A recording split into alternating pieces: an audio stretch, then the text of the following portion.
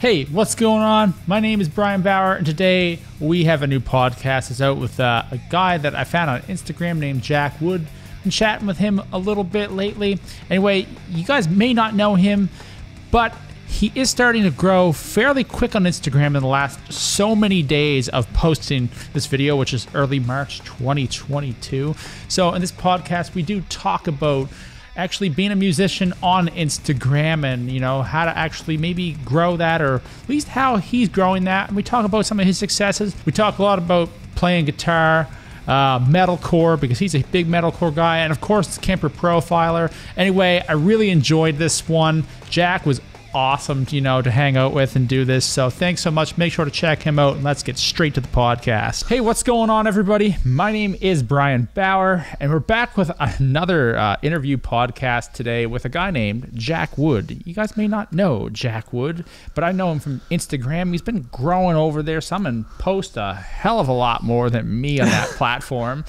Anyway, I was just looking for some new candidates. I thought, well, Jack Wood is always here presenting quite well on his little guitar lessons and all that stuff in his reels.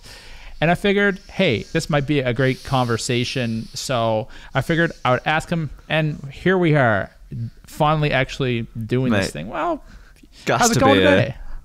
Mate, it's going absolutely terrific as of today. I've had a bloody perfect weekend. So awesome. Gassed about that. I briefly told you a little bit. I won't bore people with that, but I saw my friend and my brother, so it was lovely. How are you doing, man? What's good? What's happening? Well, so far I'm actually a little bit tired today. I'm just gonna be honest with you. I'm just a bit tired, and I've been just need a bit of a chill day, and I just like, you know what, I'm gonna just relax and all that stuff. Anyway, I've been doing a few guitar lessons and all that, so I practiced a bunch yesterday, and all my hangouts were just playing guitar with people. That sounds like a good weekend to you, doesn't it? Sounds like a great time, yeah, man. I spent my weekend with a drummer. Boo. Hey, you could have hung out with a bass player. That shouldn't. Actually, a bassist came to fix my toilet the other day. What? So, I mean, I've done the whole lot. I've done the line. I've done them all. I hope he didn't play bass beforehand, as his brain would turn off. Seriously, I got bass behind me, and every time I play it, I'm super dumb. Go to monkey brain, is it? No, or man. The lizard brain, or whichever one it is. Here we are, like, hating on all the bass players, but honestly, like, I love bass, and I like playing bass too, actually, quite a bit. Do you play bass? Yeah, man, I play. I'm actually getting a bass off of my bassist, Aaron. He's got this sweet Music Man sub that he's not using anymore. But my favourite lecturer that I've ever had when I was at uni, or the first 2 years of uni and college, he was a bassist, and he was a jazz bassist. Yep. Utterly insane. So, I don't like saying gifted, but talented for sure. The dude was insane. He got, on his grade 8 theory test, he got 99%. And he was like, I definitely got 100. They got the answer wrong. I don't know. If we got to 99, I mean, I can kind of see, like, how did I screw up that little bit? If it was me, I'd be just like, whatever, out the door. Yeah. I'm going off to do something else. I'm gonna go off to be a poor musician now. See us. Yeah, well, he was a lecturer, so I mean, keeping that steady thing, you know. But it's what it is. Exactly. Yeah, man. So Jack Wood, like I said, he's on Instagram. You have how many followers over there now? So I've actually had the wildest day of my Instagram's history. Tell us. So I'd say a standard day for me is to grow between like 20 and 30 to 40 followers a day. I hit 6,000 followers on the 27th of February. Yep. And as of today, I'm on 7,423. And that's I gained amazing. Just over 500 followers today, which is insane. So what video popped off? So just for a reference, I was on 6,800 yesterday, so I'm now on 7,400. It's crazy. I noticed that you've been growing on Instagram. I thought, I swear you had less followers last time I looked. I don't know who followed who first, but I think you might have followed me, and then I followed you back, and we kind of just ended up you commented somewhere, so we kind of just started commenting back and forth a little bit, and it's kind of like, okay, this is a guy who actually interacts. That's really cool. So, anyway, yeah, man. I don't like to like over follow. I like to follow people that I'm actually likely to, we'll have a steady back and forth. So I don't want to over follow, because I definitely did that on my personal Instagram, and now it's just full of people that I just don't really know or have any interest in talking to. So I've tried to keep it, quite steady. But anyone that I teach or speak to often, I whack them on there. Or like if I enjoy the content, like I've got so many sick guitarists on here, it's unbelievable. Oh, there's a billion of them out there too, and Instagram is an interesting place that I've never really figured out how to grow on there. And I was like, one day somebody said, well, your Instagram is the best thing you got going for you right now. But then the algorithm changed somewheres, and my YouTube was like, the pandemic was kind of happening and people were watching YouTube a lot. And then my views were just like, going up over there, like not amazing, not like, famous person views, but there's some videos that were getting like thousands of views and some get like 20. I don't think I have any video that just only gets 20 at this point.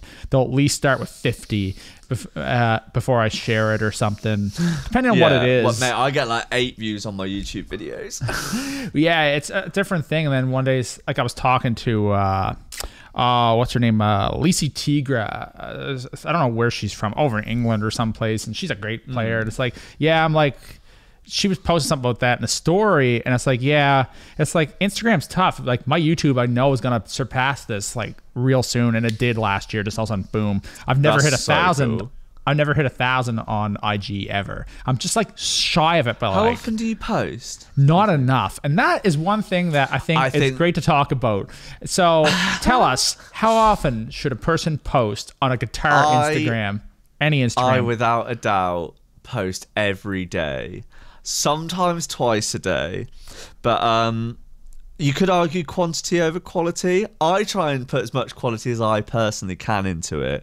Yeah. But my thought process is that if I post something and people don't like it, at the end of the day, it's gone. What does it matter? Like, it's fine. So I did a few reposts. Like I do about 2 reposts a week beforehand. But at the moment, I've just been absolutely on this content grind, So I've been smashing it out. But yeah, the thing is the lesson videos that I do take a little longer to do. So I bring one of those out every week. But I've just started doing these reels, which reels for me have been really beneficial. But I've just started doing these reels where I do a little lick, a little hoobity bibbity, whatever you fancy. And yeah, one of them ones, And I posted one and it got 30,000. I was like, that's really good for me. My strongest video at that point was around 100,000. Which was incredible. And then so I put one of them up, got 30,000. I thought it would do a little better because I put quite a lot of effort into it, did all the tabs, did everything. So I posted another one a week later and it's currently sat on 410,000. Which is just insane. And I posted another one. Brian, mate, 800,000 as of right now. Absolutely mental. Like 3 days. For someone, for a page of my size, I'm so happy, man. It's got just shy of 5,000 saves. Which means that like people are actually going to try and do it, and that is so sick, man. I'm so gassed for it. So basically, what you're saying right now is that you posted something and you gave them a goal, something to work on, so it doesn't get buried. It forced them to save it. So I find personally that for me, if I see something cool like with tab on Instagram, I'll save it, and I've got a to learn folder.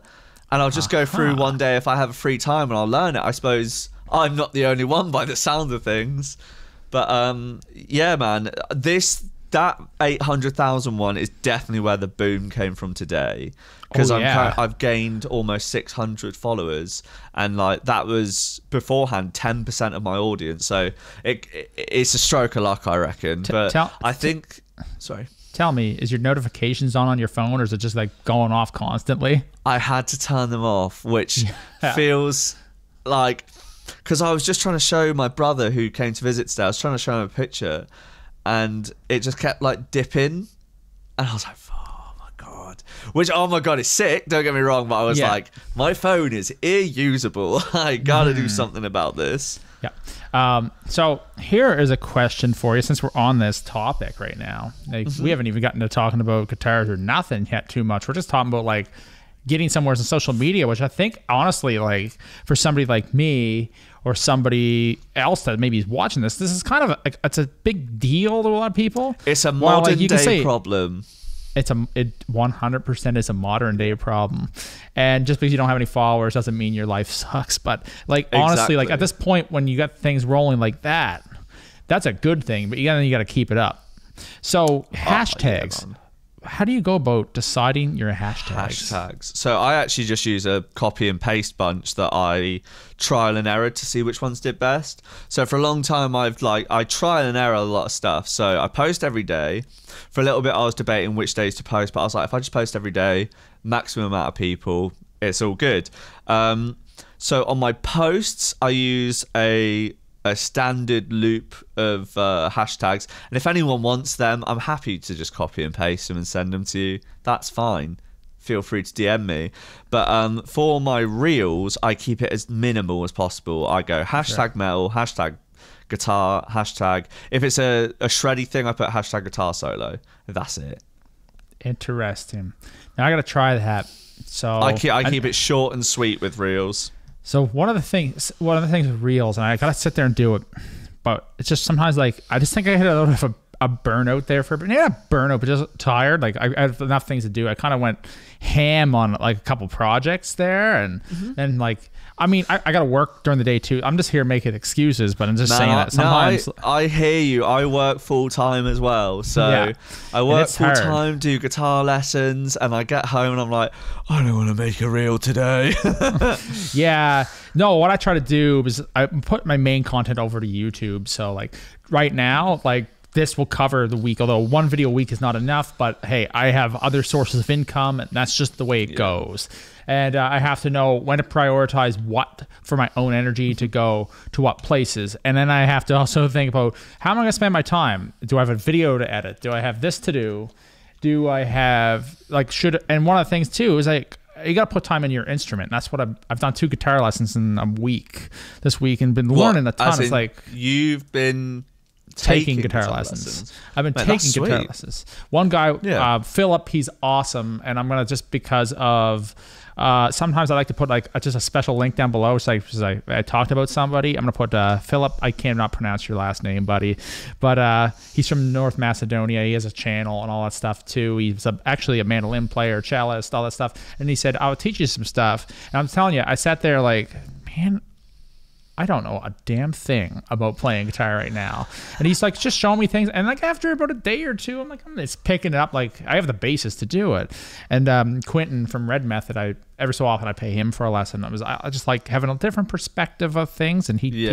And he's a great teacher. And he's like, we're going to focus on this bit of Metallica stuff on your rhythm here. It's like, man, that's good stuff. And if you guys have not checked out Red Method, they're a good band from also over in England. Because of someone put up an Instagram story of their drummer, and I was like, okay, this guy rips, man. I'm gonna check him out a bit more. I think all of them rip as musicians, man. I can tell you Quentin does. Quentin's actually in the shred collab I put out too. Here I am like promoting everybody else while I'm here. Either way, wow, I'm so on topic with anything I talk about half the time. Either way, getting back to the Instagram Reels thing, I found a quick way to do some stuff. I have a backing track, so I have my iPad that's sitting here on my desk for this interview. So I have some other screens. We're all full screen on this one, and then I have that over here with topics and stuff to go on about. But what I've learned is I got this little Flamma mixer, and I've struggled with streams on YouTube, but it works amazing with your phone or your iPad. So then instead of having camera audio, I can plug that in.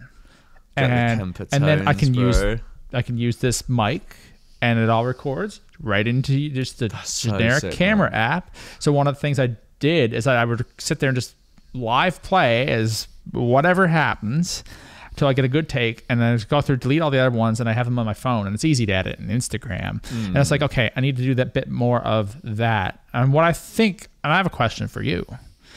Here I am asking just a bunch of questions. How do I do this, Jack? Jack, tell me. Jack, tell me this. Jack, do everything. So I edit there, and I was just about to ask you a question, and now I'm pretending I'm not tired, but I totally am. The other way, I try to do it so it's minimal amount of effort for a reel, because sometimes you just need to put things out. Yeah, man. So do like 4 or 5, and I was going somewhere to that question, and I can't remember.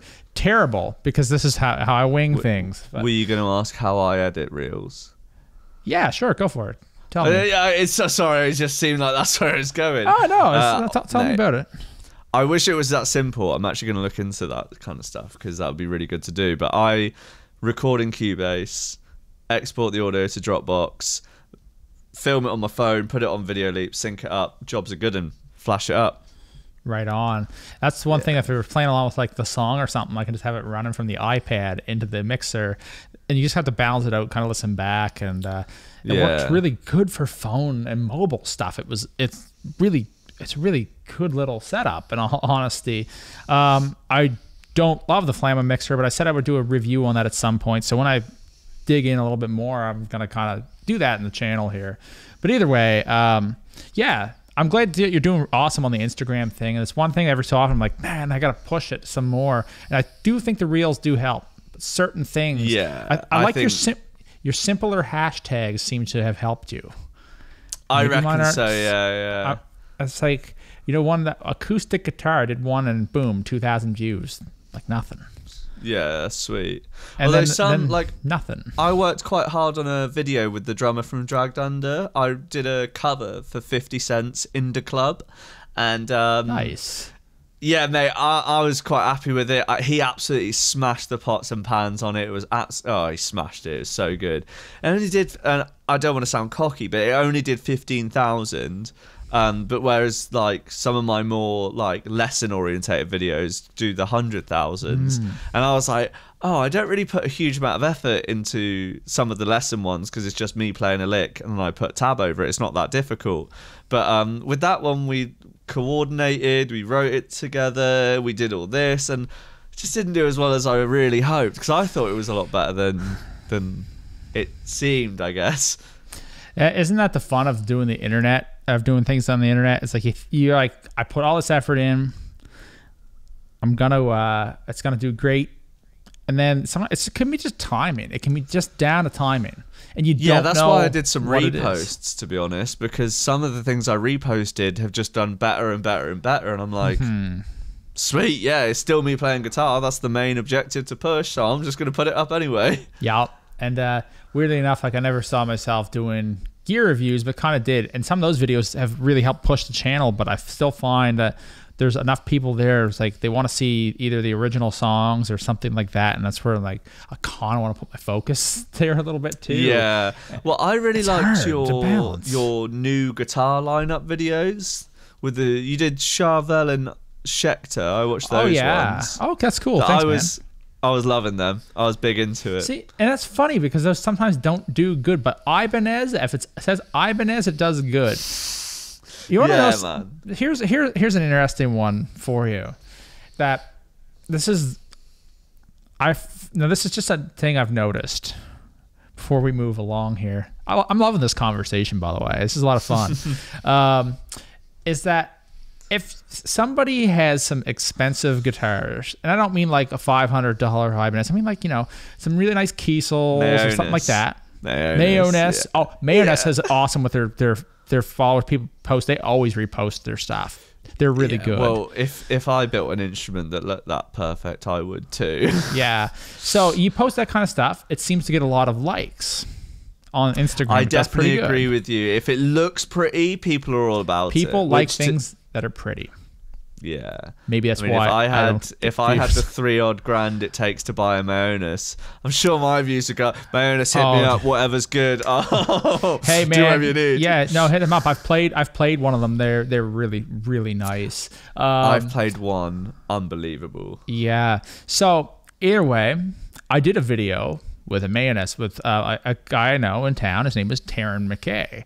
And if anybody watched the Rudy video and they asked who does social media and did stuff around here, well, Taryn McKay was one guy who did it. And there's a few people who do it around here too. There's the buddy from Orchid's Curse and all that stuff. He's really cool, dude. I need to get his name really quickly because I feel bad. But anyway, to explain kind of what I was thinking, it's like, you see, like, it gets the likes, but YouTube is not necessarily the same.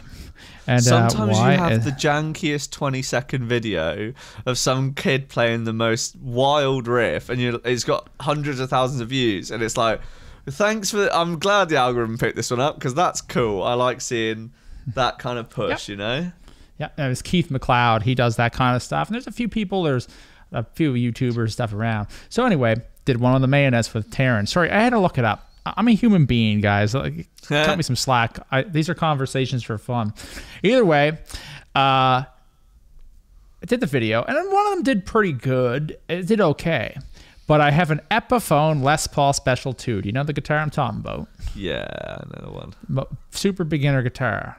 Yeah. One day, wrote something on it. I bought it from my sister. She didn't want it anymore. Gave her some money for it, hard shell case. I'm like, oh, let's plug it into the Kemper, and I ended up writing something. I'm like, okay, this is cool. And either way, so said, I'll make a video, Epiphone Les Paul Special 2 metal test. Boom, thousands of views. I'm like, cheap gear on YouTube is searched a lot. Yeah, but I think Instagram likes the expensive stuff. Yeah. But you can post the same Epiphone 10 times. People are like, that's cool. If Epiphone shares it, probably going to do pretty good. But people want to look that stuff up on YouTube, but Instagram loves the nice looking, like the Aris TDs and all that stuff, which are amazing guitars. You ever play one? Yeah. I haven't, but obviously they're beautiful. I love them. Oh, hell yeah. So speaking of which, now I think we're gonna make a little switch over here to talk about your favorite hentai. No, that's joking. We're not talking about that today. You don't have one that you don't. Either way, guitars, man. What guitars? Like, what are some of your favorite guitars, man? Well, I've got there's a light, but they're all over there. Yeah, that's cool. So, it's all good. We've got I'll pick them up. I'm like that. Or it's rocking the boat up in here. This is my Ibanez SA something or other. Yep. I don't know. I know this guitar. Yeah. This is my stand, because all my guitars usually are in different tunings. This is my guitar in standard. It's the one I've probably had for the longest time, except for my first guitar. I love it. It plays great, and it's been super reliable for 10 years. We've got my Jackson HTP7. Oh man, there's you. Wild. This is my first 7-string, and I love it. I got it second hand for like £250, which is crazy. These pickups are monstrous. Love it. I've got a Schecter Blackjack ATX C1 FR and the non-FR version, which Aaron from my band has at the moment, which I love. Always super shreddy. And I'm going to lastly pick this bad boy. Because just look at it, man. What? It's lovely. Super killer. Now, did you put those EMGs in it yourself, or did it come with it? No, man. It's so you usually get an 81, 85, but I believe it's an 81 or whichever one normally goes here, and a 60. And the 60 are so nice and like smooth, lovely sound. I really like that. And I usually don't love active. I tend to prefer the passive. But that guitar sounds absolutely brilliant. And that guitar always really inspires a writing session. So, you know. I'm pretty sure the last video I watched of you earlier today, it was you playing that guitar too. Definitely could have been. Is that an Indonesian Ibanez? That's a fantastic question. Yes, it is. It is, okay. It's an RGIX20 FEQM. Classic, memorable name from Ibanez. Absolutely. It's like A, B, C, D, E, F, G, R, G, 32, whatever, pi. 3.14, yeah. It's like, straight up. Exactly. So, yeah, I was playing a buddy's LTD last night and it has I don't know what EMGs are in it. And it's like, man, and ever so often I like the EMGs. I'm like something sounds off this, but really we had to push the amp. And once you start pushing the amp, like those EMGs, you know, came. They sing, life. man, straight up. You got to really push the amp. Yeah, I was just going to say that in my Jackson, the 7-string, the HTP7, I believe, I'm not 100%, they've got their MM1 pickups, which I think could be Misha Mansour. I don't know. Hold my hands up, I'll be honest. But I think they're based off bare knuckle pickups or something or other. Mate, they're so good. They're so high gain, but they're super clear because they're passive. You roll that volume off, you've got some real nice clean tones. Mate, it absolutely bangs. I love it.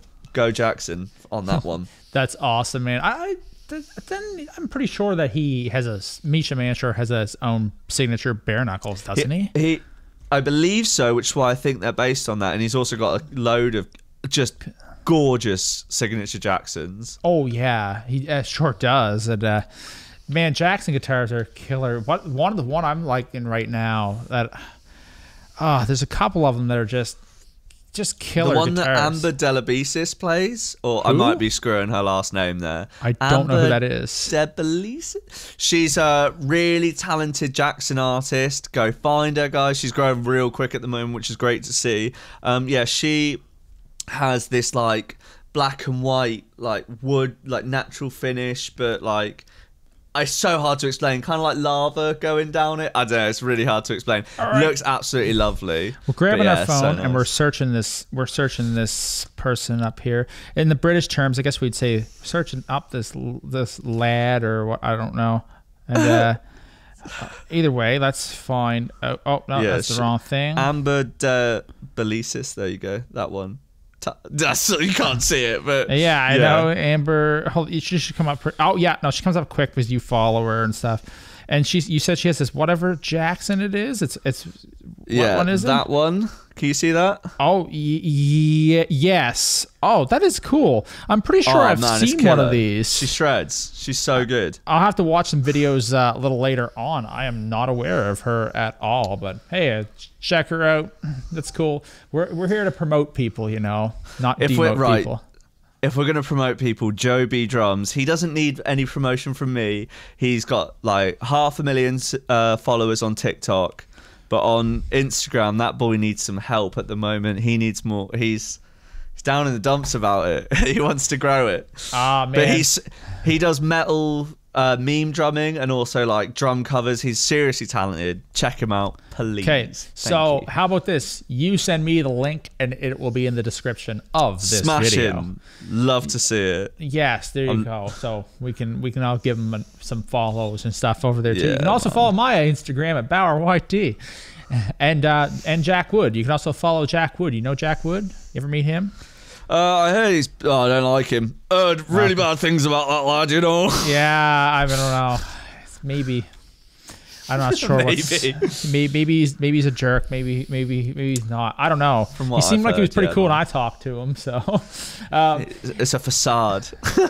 Yeah, the guitars that I've been digging though, I was gonna say like we were talking about cool guitars. It's actually Charvel's. They're so good. Aren't they owned by Fender, which also owns Jackson? Yeah, exactly. Yeah.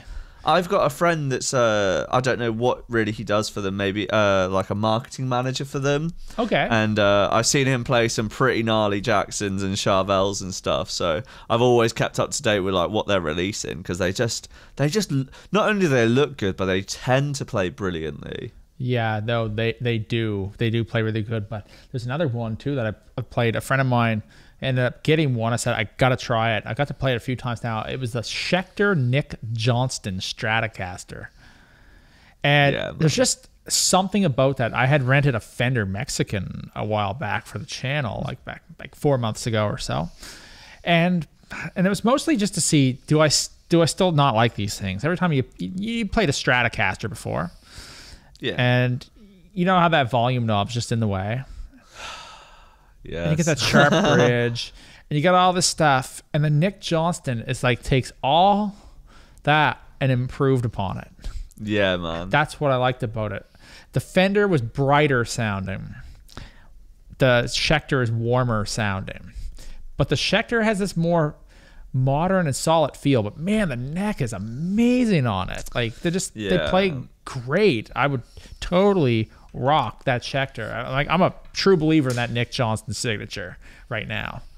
Incredible. Well, my old Schecter, the one I have two of, because basically they're black and gold, so I was like, I want it. I had a Schecter and I was like, they're brilliant. Schecter absolutely slap. So I'm gonna get the Schecter ATX Blackjack. My name's Jack. Blackjack, loved it. So I was like, I'll get that. And yeah, I liked it so much. I got one with the Floyd Rose, and the necks on them. The one without the Floyd Rose is like really like I really like to riff on it, especially in like drop B territory, drop A, love it. And with the Floyd Rose, I feel like I can play so much differently and achieve. It just inspires me in different ways, and I feel like I get on really well with the neck, like you were saying. Actually, man, like, there's some people don't like Schecters, and I see people saying, "Oh, they're awful." There was only one that I found weird. It's like there was only one I ever found weird, and there were certain things that I didn't like Schecters that they did. I hated those bat inlays they put on some. I don't know, it was a Damien or whatever it was, but they had this like bat inlay. I kind of like them, you know. I don't mind it. Some people, I think the Gothic crew, the Monster Energy Drink crew, five-figure Death Crunch. 5-figure Death Crunch. Did you hear me? I said Death Crunch. The Avenged Sevenfold Lovers, aka me. There you go. And I like, even though like it didn't suit me in terms of looks, but it played great. Like they always played good. The only one I didn't like was the Guitar Center one. It had a weird neck profile. It was called a Griffin. Never cared for that neck. A friend of mine had that. The Keith Mero signatures are awesome. I've played a handful of those. So played good. one last night. And a friend of mine has the KM6, like the Mark 1s. It's a solid instrument. Like they play really good and whatnot. So Schecter to me is like always like, I always thought they were good guitars, and the Nick Johnston is no exception to this rule. And I haven't tried it, but I would absolutely love to based on that. Yeah. Oh man, if you get a chance, I 100% recommend it. It's like, this message has been sponsored by me, Brian Bauer. Yeah, man. So you were just to segue into the next part, what got you into playing guitar in the first place? I very distinctly remember. So right, little side story, you know, build the basis. I'll get it over quickly. I had a best friend when I was in school. From the very first day, or maybe year one, you know, allow me, to year 5, and he moved to Singapore. How dare he? Oh, mate, hold on, playing guitar. Hold on. So, moves to Singapore. I'm like, the hell do I do in my time now? What am I going to do? So, I got into Slipknot, and I picked up my dad's guitar in front of the mirror, and I'm like, yeah, I can play this. I can play guitar. Like 12 years old, like, I'm cool, man. Yeah, go me. And then because of that instance, I lied in music class, and that we had a substitute teacher. So I was like, I'm never going to see her again. I can make this up. And she was like, what does everyone play? And I was like, I play guitar, mate. I play drums, bass. Give me an instrument. I'll just play it, mate. Don't worry. And then my friends were like, you play guitar? I want to see. And I was like, yeah, man, 2 weeks or something. Sure, man. And I got Guitar for Dummies. My dad showed me how to play a G chord. Off to the races I went. Sucked for 12 years. Doing all right now. There you go. Yeah, man. So, a combination of your friend leaving you. He came back in year 9, by the way. Lovely story. Sweet. So, your best friend leaves you. Your dad has a guitar knocking about, and you listen to Slipknot, lie to your friends. There you go. That is the secret to playing guitar, and maybe everything else in life too. I don't know. Yeah, he's just like, it's like, what makes you qualify for this job? I lied. I listened to Slipknot. I think I'm qualified for this position. Yeah. Sure, you're now the mayor of Southampton. Here you go. It's the key to the city. Man, for sure. For sure. Either way, or at least you'll be, you know, the mayor of Riffville one day.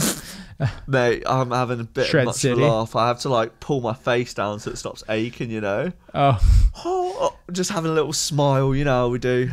There you go. Positivity and that. Exactly. But that's actually, no, that's a great story how you got into that. So I asked you what got you into guitar, and obviously Slipknot. I figured you were going to say Slipknot's a big influence, but you are, to me, when I watch you, a metalcore guy. You're a little younger than Big time. And, yeah, I can tell. And you had a thing on Instagram the other day, and it was, I forget what it was like a choice kind of thing. It was like Killswitch Waking Engage. the Demon and My Curse. Yeah. Oh, yeah, that's what it was. And it was Killswitch Engage. And I clicked Killswitch Engage all the way. So I like Killswitch. If you have to pick either band, I'm going to say Bullet because I listened to them more growing up, but I don't know why I didn't listen to Killswitch. I heard Killswitch first, but I just listened to more Bullet because it sounded easier to play when I was younger, I guess.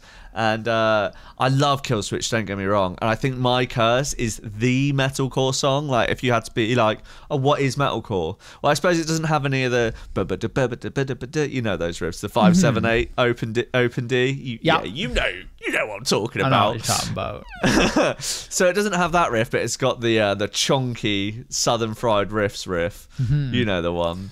Yep. But then also, to talk about other metalcore bands, like bands like Wage War and Polaris, I'm really into like modern metalcore, like Periphery, you could argue is a bit genty, but anything that's got banging riffs in. So like the, in my opinion, the GOAT riff in that song, Consume by Polaris, or it might be Lucid, it's one of the others. Yeah. I don't know this band, but yeah, I'll keep going. Oh, no, you don't know Polaris? Check them out, they're so sick. Polaris to me is a Speaking star of mayonnaise, and a four-wheeler company is what Polaris is to me. But hey, new band to check out. I'll have to check them out when we're done. They're Australian, so they're almost guaranteed to be good. Okay, so it's upside down. Okay, that's cool. Upside down metal, yeah. Kangaroo core. Yeah, man. Yeah. I'm gonna call it Kangaroo core. It's like it's real hopping music. Let me tell you. Put this CD in your pouch. Yeah. Oh man, no, I have to check them out. But yeah, I know you were talking about. I see you playing the metalcore stuff, and what's interesting to me, and I don't know, I don't think this has ever actually died, but I got 10 years on you, and we're still young people. It's interesting because when I was like a little younger than you were, I sound like an old man back in my day. And old man yells at cloud.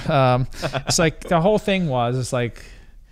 There was like the traditional metal guys, and I'm sure they're still out there well and alive, and it's so like, but when I was in high school, when I first heard Killswitch Engage, I was sold. The album The End of Heartache came out when I was in grade probably 10 or 11, and I found out about them from Guitar World magazine. This is like 2004 2005, okay, right around that time. And I remember listening to Rose of Sharon before YouTube. They were around before YouTube. Yeah, man. And there was like Yahoo Music. I'm like, hey, this is pretty cool stuff. I don't know if anybody else in the school was really even listening to that kind of music. And when I was like a little older meeting people, they were all like, metalcore's dumb. And then you kind of like always felt dumb for listening to metalcore. And I'd meet people and they'd be like, well, people started off with this, but you got to move on to something else, like Malevolent Creation or something like that. Or you got, and the things, and here's the thing, it's like what I've kind of realized that the whole claim is just bullshit. Yeah, it's like there's like, because it's not some old school kind of metal, or it's not this kind of metal. And like, I'm not a fan of you're right. It's better than all of them. I'm not a fan of every era of Trivium, but I liked their metalcore album. It fit them. Ascendancy. The In Waves one. No, the first one with like Pull Harder on the Strings of Your Murder, like Light the Flies. Huge, that era. Then, and they kind of went to that I want to be like Metallica direction. Yeah, I'll give you that. Yeah, I think that's still sick. Don't get me wrong. In Waves is a killer song though, but some of the stuff they Trivium to me is like, it was like good, and then it kind of dipped. At least this is just my opinion. This does not mean their musicianship or quality dipped, but they're like, we're not doing that Cookie Monster stuff anymore. And now they're like, I think they're actually like cool again and stuff. Like I like it. I think there's a side of me that's like almost like. People are like, I don't like metalcore, and I like the traditional stuff, because that's kind of what I knew too. And I don't know if it's traditional, but there's so many types of metal's too subgenre at this point. It's so split up, and it doesn't matter. But at the end of the day, like, it does not matter. Although I'm a huge power metal geek in that sense. Like, I don't listen to all of it or every day, but I love power metal. That's kind of like some of that is like almost like the pinnacle to me. But then like you start going through some of these other things. Like, I was never like the world's biggest Slipknot fan, but I still liked some of their songs.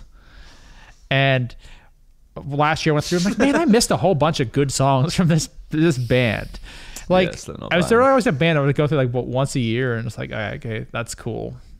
But yeah, there was always like, no, all this metalcore was no good. But then there's like All That Remains was awesome. I love All That Remains, like the old like This Calling and some like 2 Weeks and those ones. That was good stuff. I got to see them live back like 2009, I think.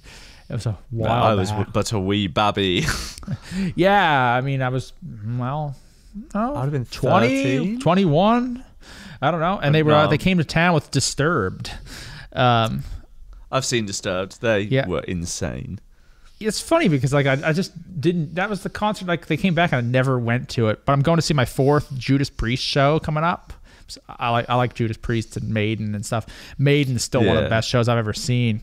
But the whole idea of like people like, I don't know if it's died, but basically to come full circle here is that there was a bunch of people like, metalcore's dumb, blah blah blah. Only the fucking true metal is supposed to be the true. Yeah, I mean, I like black metal too. And I don't care as long as it's good music. It can be rap or whatever it is. And I'll listen to literally anything. People are like, oh, this metal is dumb and this metal's dumb. But they said that, but the influence. All those guys could say that, but now I can see the influence because the people that are 10 years younger, they grew up on that metalcore. Yeah. And that is the big thing. And if it's keeping metal alive, that's totally cool. You were talking about like I think Wage War. Isn't there the Woven War too? I think there's a Woven War. I don't know about Woven War, but I do know about Wage War, and they bang hard. They are so good. Yeah, man. But man, there's some good bands out there, that's for sure. And so speaking of which, thought I'd talk about concerts for a moment. Best concert you've ever been to? So I'm really sorry, I'm gonna have to do 3 here just because they all came to my head at once. The first is there was Blackstone Cherry and Alter Bridge, unbelievable. Cool. There was Wage War in Southampton, or maybe even an Our Hollow and Glamour of the Kill gig at the Underworld in London. Brilliant. But the one that really stands out to me is Polaris, Beartooth, Architects. Oh man, so Beartooth's pretty cool. At Wembley Arena. Nice. Architects is really cool. I've definitely checked them out. That's Josh Middleton from Silosis is in that band. Insane player. Yeah. Oh my. Yeah, he's insane. Speaking of Silosis, just because I know another guy. His name's also Jack. His name's Jack Harris. You know Jack Harris? Yeah. Anyway, man, he fucking rips. He can play all that stuff, man. He was on this show once too, like back last year. I watched that one as well. Oh, that's awesome. He set the bar pretty high on the energy as far as I'm concerned. Like, there are some rock stars that are not going to beat him in terms of just like solid character charisma, coming into something. Bro. He's just pure charisma, and that's why I was just like, yes. And I hear Jack Harris, I'm like, yes, awesome. Yeah, I don't know, I just full on supporter of that dude. Hard. And he learns so like Silosis like that. But I remember he said on your one that's like the only band he can do it with. Regardless, mate, it's Silosis. That's so sick. He says that's the only band he can do it with, but I cry BS. I think he can probably learn a lot of other things too. That's for sure, man. Dude, yeah, that's super awesome. So anyway, we've been kind of kicking around this for a while, talking about guitars and bands and stuff, but there's something me and you both use, and they're called Kempers. How long you been a Kemper user, man? Kemper! 2017, January 17th, 2017. Let's go. Oh, you have it down to the date. The date before I saw Revenge Sevenfold and Disturbed. It was a pinnacle time in your life. Yeah, man. I got it but I haven't done an update on it since. Oh man, I really need to, but I keep trying to find USBs to do it, and I just, for some reason, it always gets a little squirrely. If anyone wants to FaceTime me and help me do it, go for it. We should do that one of these days, because I think there's probably a USB formatting kind of thing that might have to be done. It might have to be in like maybe FAT32 or something. I don't know yet, but I'm gonna check mine and I'll tell you, and we'll check yours. We'll figure that out one of these days, another time. Nice. Either way, I've been a Kemper user for a while. It's April 2016 for me. Just saw Iron Maiden came back from Montreal, and then there was a listing for this thing. I'm like, all right, I'm buying it, and I did. Anyway, so I got the Kemper, and I happened to notice that on your desk. So how has that changed your workflow up? Oh man, well, so before I was using JST Toneforge, the Ben Bruce stuff. So this is before any of the Neural DSP, and I found that I run a pretty old computer. It's from like 2010. It was good back for like when it came out, but it's not so great now. But just comfortable with it. But with Cubase, even if I had the latency on the highest it would go, I just could not track any rate of knots. It would always be that little bit of latency. And then that's not what inspired me to get the Kemper. I was doing a lot of live stuff with End of Days, so I just wanted something for convenience that was a good tone. So I got it, and oh my god, incredible. I used to play it through my Mesa cab all the time, or some people say Mesa. I'm going to say Mesa because I'm English. Say whatever you want. So yeah, it sounds insane through that. It's so easy to use. I mean, took a day to get used to it, but when you know it, you feel so much smarter than other people that look at it, because they're like, "That's flashy box makes guitar go blong bling," Blong bling. Oh man, that sounds very British right there. Yeah, there's the old blingy blong. This cup of tea and that. Yeah, it's sort of scrummy town there. Scrumptious town. Yeah, blimey, Boris. I'm not gonna lie. There was a show called The Great British Bake Off. My mom had it on once, and it's like they used the word scrummy, and I'm like, is that a bad thing? And it turned out it was scrumptious, and I was like, yeah. Sometimes the terminology, like the slang, I was like, no, well, we say stuff like sick is good. I say have a sick day all the time. Yeah, I say peak good all the time. I used to think that peak was like, that's the pinnacle, that's great. Peak's like, oh, that's peak, man. Like, it's not on. It's not great. It's not ideal. Oh man. Anyway, so what is the sickest Kemper profile that you use? I use so some that I absolutely love are, if you've ever heard of Sphinx Studios, he does like free Kemper packs, and he's got a whole load of great presets on there. I believe one's an Archon. I love that. Oh, yes. But yeah, Sphinx Studios, check out their free Kemper pack. Unbelievable. Put him in the description. He's a great guy. And okay, you need to send me all these. I'll send you. Yeah, I'll send you one. So that, but if it's just the standard stuff, I go for the EVH 5150 with the Elwood cab, and if it's not that one, I go for, it's called like Speed Liquor, which is a Framus, and I just whack up the delay. Yeah, I think I have that one. Yeah, it's a stock preset. I only have Winter from Sphinx Studios presets on my Kemper. Okay, yeah. So you don't have a lot of profiles in yours. I keep a ton on mine. Well, I wish I had more. Don't get me wrong, but like, I don't know how to update the thing. Getting his on there was trouble enough. Yeah. No, I think it's the US. I think it's the way the USB is. I just have the one that came with it when I got it. The guy that had it. And it's been fun. I should do an update on mine too. And you're missing out because there's some really cool reverbs and delays that they've added in there. Man. Did they update any of the amps? I don't know if they've updated the amps. I don't remember all the details. I don't sit there and look at it all the time. Most of the time, I just like, I want to play. That's why I like Kemper. You can plug in and kind of play. Oh, yeah. Yeah. And it sounds good. And I got a power section, so I can play it through a cab and whatnot. I've got a powered version. Yeah, me too. Nice. I thought you said you had a power amp. No, I have the powered version. Nice. Yeah, and you can just plug it in, and it sounds good. Now, a lot of times when I'm in the room, I just like the sound of the cabinet, but I'm recording. It's gonna just use that. But if you can get some of those other delays and stuff, there's some cool ones like dual crystal. I think that might already be in yours. It should be. But like the reverbs like Ionosphere and stuff like that. Man, these are all brand new to me. I don't know. Yeah. Well, they're nuts, man. And maybe that'll force me to finally. Well, you don't have to. I have a song called Distant, and I use the clean tone with one of those reverbs. And I don't mean like it's going to go through, it sounds like another reverb. No, it's not just another reverb. It's a whole other cool thing. And it's You say awesome. a song called Distant. I'll make a note. I'll listen to it after this.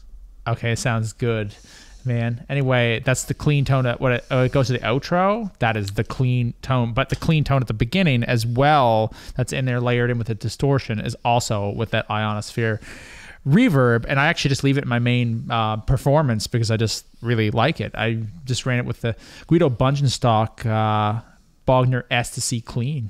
And that Bogner sounds, especially with this cab, sounds killer. Especially if you're playing with like drums and bass and stuff. It's like, that cuts through with the V30s and stuff. I'm like, that's sounding good. If I'm playing with the Kemper through a cabinet, I used to have a 5150, which is obviously amazing, PV 5150. Yep. And don't get me wrong, it roared, but it was unusable unless it was at like jet engine volume.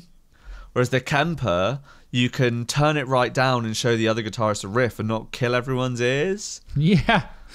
Mate, they sound fantastic. Unbelievable. That's the thing. I don't want to kill everybody's ears. And people obviously you like tube amps, and I've had a few over time too, but I just have the Kemper here at this point. I'm Kemper for convenience for sure. And it's mate, if you can tell the difference at a show between the two, or even in a recording, I'll give you a tenner. I'll PayPal it to you. I don't know. Okay. Because you just can't. It's so difficult. Somebody's there. It's like, man, I need to pay for gas. I need like a little liter. This might get me like something. Anyway, so they're gonna be sitting there, and they're gonna be wrong. It's the Kemper. And it's like, you thought it was the tube amp. Actually, the biggest thing, if you want to change your tone up, is your speaker. 100%. Yeah, man, 100%. Yeah, I've swapped out some of the V30s because I had two Mesa cabs, so I swapped out the V30s for the Greenback 25s. I'm not 100% sure. I just know them as Greenbacks. That's cool. And the difference was wild. I personally preferred the V30s, but I had two Mesa cabs and I had one that I preferred anyway, so I left it as is. Yep. But the other one, I swapped them out, and I sold them with those cabs, so I have the V30 sticking about, which I put in the background of some of my videos. I got the Black Star cabs because I got a load for a music video once, and I put them in there, and it sounds absolutely insane. So I'm blessed for it. That's killer, man. I just use a Harley Benton cab for noise. That's because I don't record it. Mate, for much. With the V30s? Yeah. I had two of them. Unbelievable. Yeah. I bought them for £150. I couldn't even find two V30s for £150.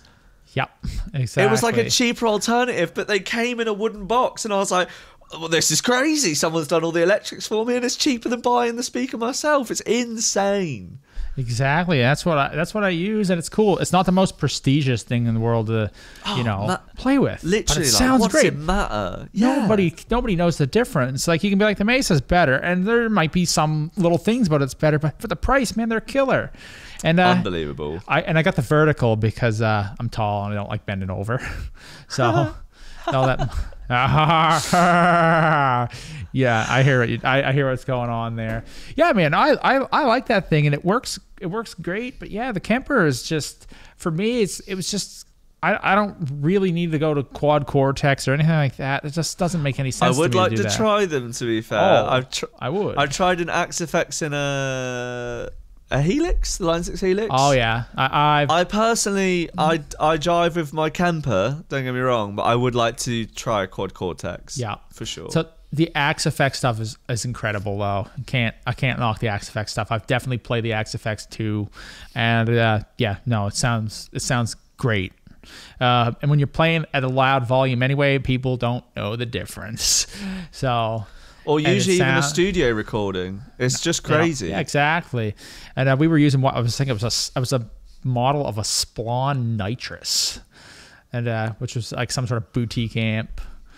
So it was cool and it sounded really good. But honestly, like the one thing I like about the Kemper is that if you were to profile something, like you get that specific amp, not a model of what that amp should sound like. Yeah, so that's why people like it. You also get it at like its finest point, so you're always reshotting that finest point. Exactly. And I think with the updates and stuff over time too, they've been able to get some things probably improved about it as well. I mean, it's probably 10-year-old technology at this point, but it works. So apparently they updated the way it profiles amps. Oh, I'm not surprised at all that they did. But I've never profiled an amp with it, so I don't know. Yeah, it doesn't matter. That's the thing. You don't need to do that. QC, I'd love to try it, though. I profiled my 5150 for my dissertation because I did a thing about my dissertation was 10,000 words on whether real amps will be obsolete in 10 years, and the conclusion was no, because they're like Rolexes, or they'll turn into that, where there's not that many of them, so they're very high value, but they're still about because you need something to model. But as far as what people have, basically everyone's going to be VST, Kemper, Axifex. I'm sure in 10 years the Kemper will be like £500 or something, for example, because of just competition and technology and everything, to the point that everyone's going to have the most killer tone, everyone's going to sound insane at the push of a button, and it's all going to be sick, to be honest. It'll be cool, but the only thing is people won't be working for it as much as they once did. But yeah, tube amps aren't going anywhere. Yeah, but the tube amps, like you said, they'll retain their value. And then like the Kemper and stuff, like while they're still relevant, but like if you had an XFX 2 now it's an XFX 3, and there's they come along. Well, the amount of variations of the XFX 2 is absolutely crazy, like with the XL, the Ultra, all of them. Yeah, that's right. There was. But I had a friend, or someone I know through Instagram, who lives in Greece, who's just upgraded to the XFX 3, and some of his videos sound absolutely insane. And he does loads of improvisational pieces, and you could really tell the difference between the 2 and the 3. Even if after he'd had the 2 for however long and the 3 for one day, it sounded phenomenal right out the gate. Some people say that for models and stuff, Fractal kind of got that down the best in that regard for hardware. I don't know overall, because I would hesitate to guess, just because obviously everything works for loads of different reasons. But every time I hear those like shootouts, like Riffs, Beards and Gear, Ola, anything like that, I've always been quite shocked, because the Axifex doesn't always sound like the amp, but it almost always sounds like a tighter, more modern version of the amp. But obviously it's digital, but I think it's much more geared towards like metal and gent and stuff, so that's why it might be like a tighter, more modern sound. Maybe something like that. I'm not really sure. It doesn't matter though, as long as you're making good music, because at the end of the day, exactly, the only people that give a rat's ass about what your tone is just yeah, because most people that listen to music, they don't care how people have mixed it, whatever, it sounds good and they like it, or that's it. They don't care. All that other stuff, the string gauge you use and all that stuff, that matters to you. Yeah, obviously you had to have something that works. I use 10s. I use 10s and I get so much slack. 9s and 10s, I'm all over the place. All right. Now, we have been talking for, you know what, about an hour at this point. A boot. And you did it. You did it. I did not say a boot. I said a boat. Sure, man. Yeah, whatever. It's like a boot. My boots are over there by the door. So this one, I did not tell you about it. If you watch the Rudy podcast, you know what. The 5 on repeat. Yes, we're going to do 5 on repeat. I watch your podcast, mate. Yeah. Well, I wasn't sure, but either way, now he's probably sat there. It's like, well, I know he's doing this for 2 weeks. I better make sure I don't have any embarrassing Britney Spears songs in my top 5. To be honest, I'd forgotten about it, so I'd forgotten. But I did have my on repeats just on my phone, ready to go. Oh, you are prepared, maybe better than me. But I'm having fun with this one. This is going really well, and I'm happy with this. So, all right, man. What's your top 5? No hiding it, and there's nothing to be embarrassed about, unless I tell you.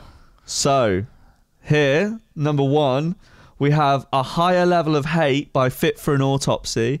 And that's been on repeat because the opening riff is absolutely stonking. Been listening to way too many Will Putney podcasts, so I wanted to listen to Fit for an Autopsy. Banger. Next is Akudabu, or Akudama. Akudama. I don't know what that is. Absolutely stonking tune, man. Stonking? Stonking. Like stonks? Stonks, yeah, man. Okay. Upward trajectory. Absolutely bangs gotcha. hard. Stonks are awesome. No, I talk stonks too. I'm like, did he say stonking? I'm like, there's just some new weird stonking. British slang to me. All right, keep going. What's up next? We've got Killing What's Underneath by Like Moss to Flames, because Like Moss to Flames are that band that have been the most consistent throughout the years, releasing banger after banger and not getting nearly enough recognition for it. 100%. Okay. The End of All We Know, which is a British, or I think they're Scottish actually, Scottish band. Unbelievable. If you like traditional metal, but you also like crunching modern sounds and especially mixes, their mixes are unbelievable. Check them out. And then Secret Garden by Spirit Box. We all know Spirit Box. I don't need to go into that. Spirit Box. Love Spirit Box, man. They're awesome. They're a Canadian band from the other end of the country. I Wrestled a Bear once and all that. I never realized that they were the same people, and I didn't really dig them when I heard them. And it's like somebody's like, "Well, they've been around for years." As I Wrestled a Bear once, really? And so it was crazy. different people, but Mike and Courtney were from the band. Yeah, but they kind of when they started writing like different music, like, and I heard Spirit Box, I'm like, especially like Eternal Blue is one of the best albums I heard last year. Facts. It's great, man. I love it. And somebody can be like, wow, it's this boring. No, there's some great songwriting. Like, and not all of it's like even guitar oriented stuff. Like so much. Like it's a good sound. The thing is they have incredible musicians writing incredible songs that are all tenured and all know how to write a song. So it just works brilliantly.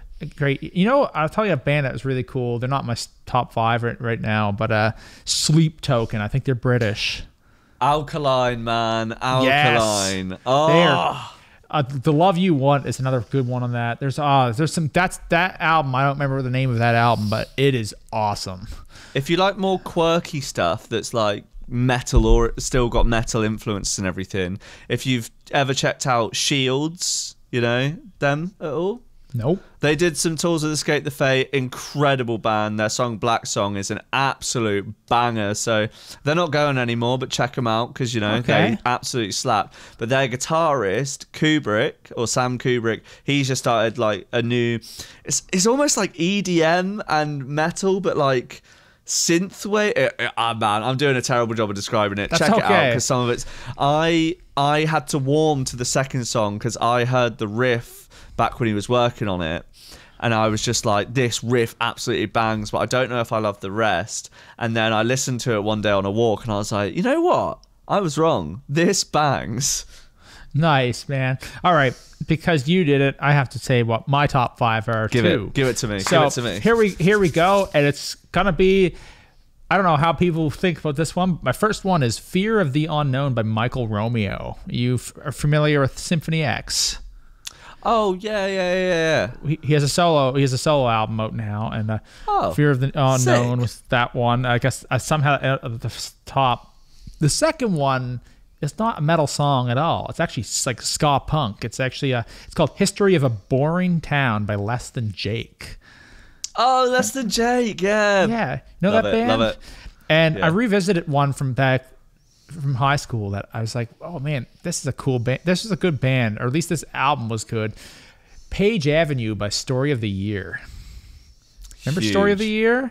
That was I was in high school. Harry, the vocalist in my band, absolutely loves them. That album is great. Page Avenue is awesome.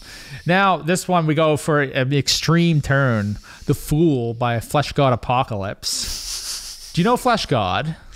Mate, who doesn't at this point? Oh man, they're crazy. And then we go right back to another weird direction, but I can explain this one. It should be out, I hope it'll be out soon. What's My Age Again by Blink-182. And the reason being, is because I'm doing a cover with Heckin, who we talked about earlier. Sick. We did What's My Age Again. I like pop punk, and I'm the bass player, although I think I should have played guitar and he should play bass like Mark. But anyway, I was like, I'll do the bass and this will be fun. And it was super cool. I learned a lot doing it, hence why it's there. I'll throw the sixth one in because it's a band that we all know. Maybe people don't know this song. It's called "Don't Change" by Limp Bizkit. Oh, Limp Bizkit, man. Oh, yes. And, mate, everyone gave their new album slack. I unironically love it. Okay, there's a few good songs on that one. I'm not gonna lie, but "Don't Change" is great, and there's Dad Vibes, and but their album, their Lollapalooza set is killer. Yeah, Have you watched that? Oh, they've got so many bangers. It's just unbelievable. Yeah. Well, I think this video has been going on for about an hour right now, and I think we've done an awesome job. So, anything else you want to talk about there, Mr. Jack Wood? Mr. Jack Wood Guitar, that's me. Well, let's go off, just, talk about the pals. So, Joby Drums, check him out. Sphinx Studios, check him out. Just anyone... Oh, Adam Axlinger, actually. He's a 15-year-old dude. Absolutely rips it. But, yeah... Basically, just love to everyone. Hope everyone's had a sick day, all that kind of stuff. Happiness all round. So make sure you check him out on Instagram. I'll post that link down below, obviously, because you're in this video. And you have a YouTube channel. You said you were going to start putting stuff on too. I've got 40 odd videos out, so go check them out. Yep, we'll check that out as well, and and you can check out his band End of Days, and you have a Patreon with lessons and stuff too, right? I do, man. Only £3 a month, but there's also some free content on there. But I also teach, which I'm currently looking to go full time with, because I'm dropping some days from my day job to do it. Okay, so that's cool. Gang. That's awesome. That's awesome. So you know what? How you end a YouTube video? Go. Guess what, everybody? It's like. So thanks so much, Jack Wood, for doing this. And we're going to say, click the like button, the subscribe button. Like and subscribe. Bell. Like and subscribe. Smash that like button. Smash that like button, bro. It's like, yeah. And we will see you all in one of the next videos. All right? You guys, I will see you all later.